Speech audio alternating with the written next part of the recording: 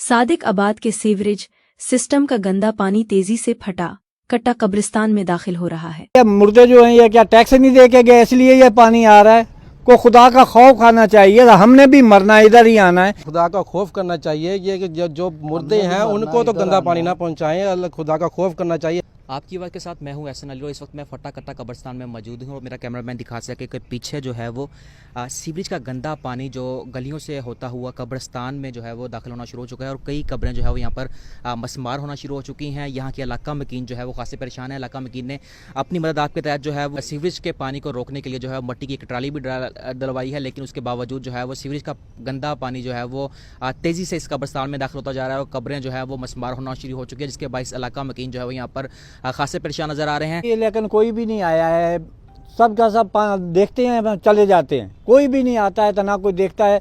ये मिट्टी डलवाई है पानी के लिए, वो तो है, लेकिन ये आप देख लें हालत जो है इधर, ये सारी कब्रें जो है ख़राब हो रही हैं और ये गंदा पानी आ रहा है। ये कई दिनों से पानी चल रहा है, ये बारिश का पानी नहीं है, ये गटरों का पानी आ रहा है।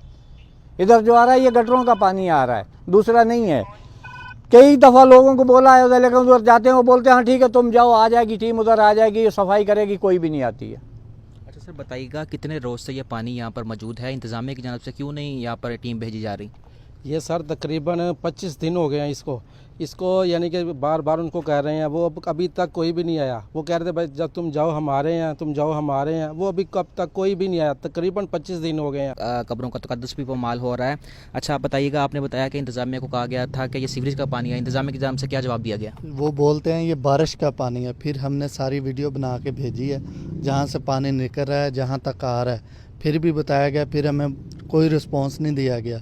फिर बताया, फिर बोलते हैं आ रहे हैं, एक दो दफ़ा आए हैं, देख के शाम को आ रहे हैं, सुबह आ रहे हैं, यही काम चल रहा है।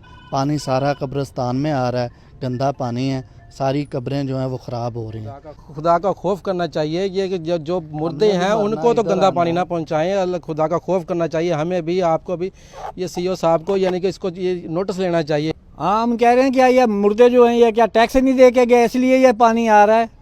को खुदा का खौफ खाना चाहिए, हमने भी मरना, इधर ही आना है। इसलिए हम बोल रहे हैं कि भाई इसको थोड़ा सा ख्याल करें, जो बड़े लोग हैं वो देखें इसको और भेजें टीम को कि ये सफाई करें। ये 20-25 दिन से ऐसे ही ये काम चल रहा है। बिल्कुल कैमरा मैन दिखा सके तो ये पानी जो है वो इस वक्त सीवरेज का गंदा पानी जो यहाँ पर मौजूद है। और आपको मैं बताता हूँ ये पानी आ किस जगह से रहा है। ये अलियास कॉलोनी की गली नंबर 3 है। सामने मेरा कैमरा मैन अगर दिखा सके तो वो सामने जो है वो अलियास कॉलोनी की गली नंबर 3 है। वहाँ से जो है वो सीवरेज का गंदा पानी तेज़ी से बह रहा है और इस जगह पे आ रहा है। यहाँ से होता हुआ यह दीवार क्रॉस करके कब्रिस्तान में मौजूद है।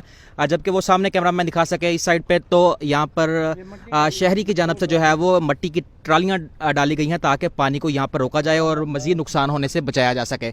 तो इन्होंने फौरी तौर पर इंतजामिया से, असिस्टेंट कमिश्नर से और डिप्टी कमिश्नर से मुतालबा किया कि फिलफौर जो है वो इस पानी को रोका जाए, इससे पहले कि कब्रें मस्मार हो जाएँ।